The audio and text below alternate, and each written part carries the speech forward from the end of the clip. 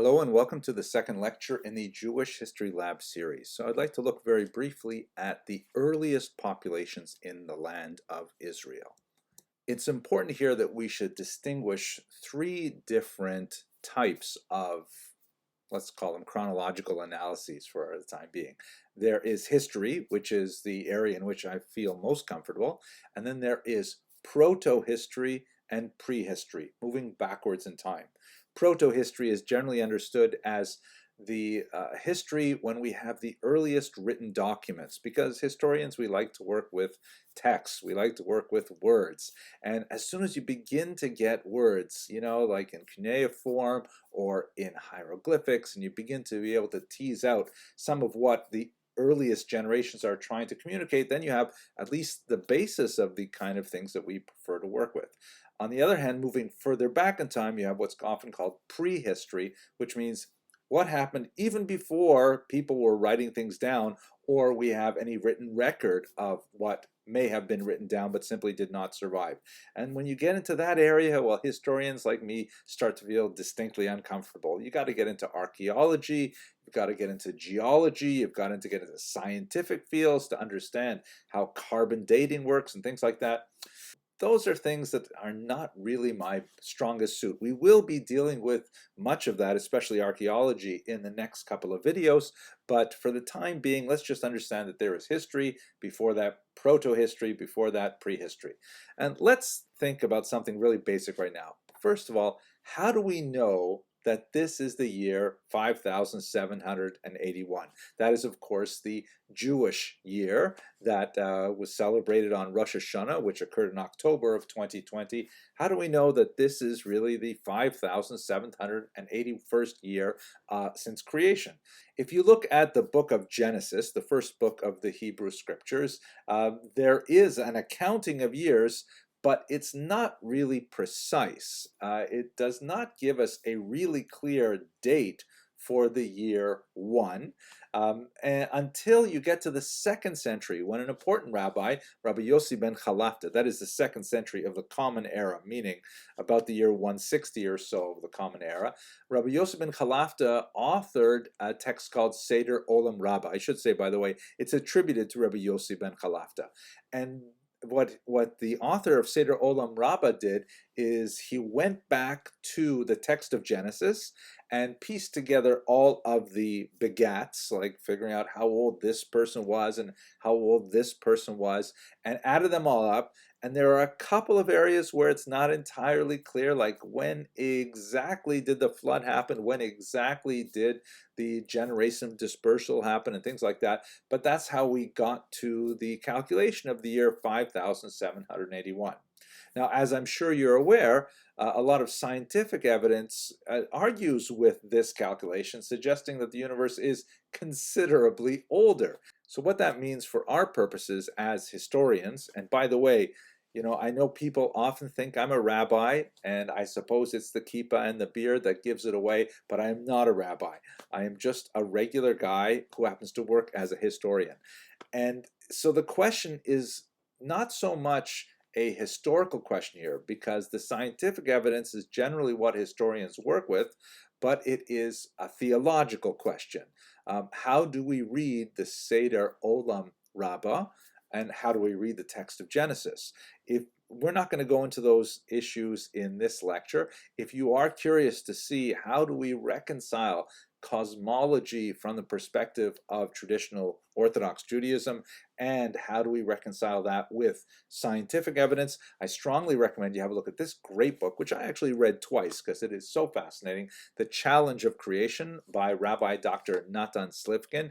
It is not an uncontroversial work, but basically he dips deeply into both science and Torah to look at how rabbis in the past have dealt with these challenges. And this is nothing new. I mean, Jews have been dealing with the age of universe questions really since the 19th century for sure, in a very forthright way, but there are even some fascinating earlier opinions as to how to calculate these dates.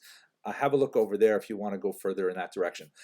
Anyone who possesses even a cursory familiarity with the first 5 books of Moses and some of the early prophets like the book of Joshua, Judges, Samuel, and into Kings, will be aware that, of course, there are many peoples who predated the mass arrival of Jews in Israel. The earliest penetration of Jews into Israel, of course, with the patriarch Abraham, as described in the book of Genesis, that's generally understood to be around the beginning of the second millennium before the Common Era. That is something like the date 1750 BCE. The later Exodus and the arrival of Jews in Israel, which is something, again, we've got to push that off to another lecture because there's a lot to say about that. That would have been several hundred years after that date. But there are lots of peoples already living in Israel, and in fact, the interaction with them is a major theme in much of those early prophetic works. Some of the most fascinating archaeological discoveries of the prehistoric peoples of the land of Israel were uncovered by Dr. Dorothy Garrett, shown here in a 1913 photograph. She was associated with Cambridge University, and in fact, she was the first woman to hold a chair at that great school. Unfortunately for her at that point, however, because she was a woman, she was not allowed to receive a full position on the faculty, and although she was allowed to attend faculty meetings, she was not allowed to vote or even to speak, if you can believe that. She was a pioneering figure not only in the field of archaeology, but also in the field of women's rights in academia in particular. And her research led to some phenomenal discoveries, such as these remarkable stone hand axes used by primitive peoples somewhere south of the Sea of Galilee, which, by the way, is also the site of some of the earliest beer manufacturing plants in the history of humanity. So we owe the discovery of beer possibly to the earliest peoples of Israel. In the Kabaran cultures, she discovered these remarkable mortar and pestles. You can see there's a little bit of grain on the left, and you would take that pestle and you would grind it up. It's actually quite tactile. You can actually imagine ancient hands, actually grinding grain to flour. This remarkable tiny sculpture from Ein Sachri is also quite fascinating. Her discoveries of things like this tiny little bird medallion indicate that the peoples of ancient Israel had a very rich spiritual life. Looking at grave sites, she was able to discover, fantastic ritual items that were associated with people, such as the inclusion of many tortoise shells in with this grave, which is believed to be of an ancient shaman of the period. But I think one of the most fascinating things that she's associated with is the discovery of these things called desert kites. T.E. Lawrence, already in the 20th century, was writing about these and trying to figure out what do they mean.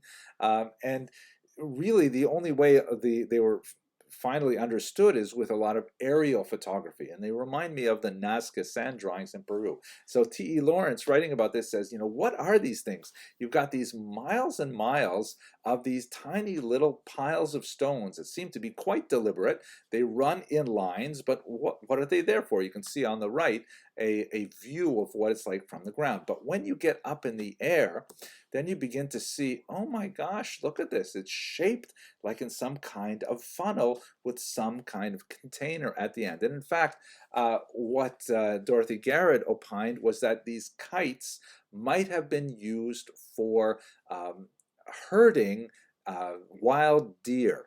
And what would happen is you would, find a group of wild deer, which of course were roaming Israel at the time, and the prehistoric peoples would kind of chase them into this kite, and the deer would run away from them, and then seeing this small barrier, they would be driven further and further into the kite until, and here we look at it from the point of view of a hunter, there will be hunters hiding behind this little gathering at the back, which would of course be a killing floor and would provide a lot of protein for the diet of the hunters involved in this. I mean, it's just amazing and bizarre kind of things that were happening in Israel. But if you think that's bizarre, wait till I show you this stuff. Oh my gosh, some of the most fascinating things are discovered in the region of Jericho and the Judean hills. In particular, the discovery of these plastered human skulls, which appears that the ancient peoples of Jericho, one of the oldest cities in the world, would preserve the skulls, presumably of their ancestors, and then decorate them and bury them apparently under the floor of their home. So you can see sometimes they had like plaster on top of them, and sometimes they had like specific decorations, like the use of these shells for their eyes and so on. And perhaps this was associated with some kind of ancestor worship. The people of ancient Jericho were also into trephination, which is a really wild practice that involves the drilling of holes into the skull, a procedure which people tended to survive, believe it or not, because the skulls actually show evidence of healing. It's uncertain why they were doing this, perhaps as an early medical procedure, perhaps as an early psychiatric procedure. Maybe it was some kind of cultic practice. Who knows? But it was definitely very bizarre. Also discovered in the region of Jericho were a whole series of fascinating masks, which again give us some inkling of their spiritual life, perhaps their entertainment. It's hard to tell, but you can see here that the masks clearly had holes drilled at the side, so they could be attached to the face, perhaps for some kind of dramatization, maybe in connection with ancestor worship. And a lot of these masks display different kinds of emotions and feelings. They're actually quite clever and appealing in many ways. There are tens of these masks. Some of them, however, do not have holes, and they perhaps might have been decorations, or they may have been some kind of cultic objects like this skull mask here. Okay, so that's it for a very superficial look at some of the prehistoric peoples in the land of Israel. We're going to continue our story with the biblical data regarding the arrival in Israel of the Mesopotamian patriarch Abraham and what that says for the beginnings of Jewish history there. Thank you very much for watching.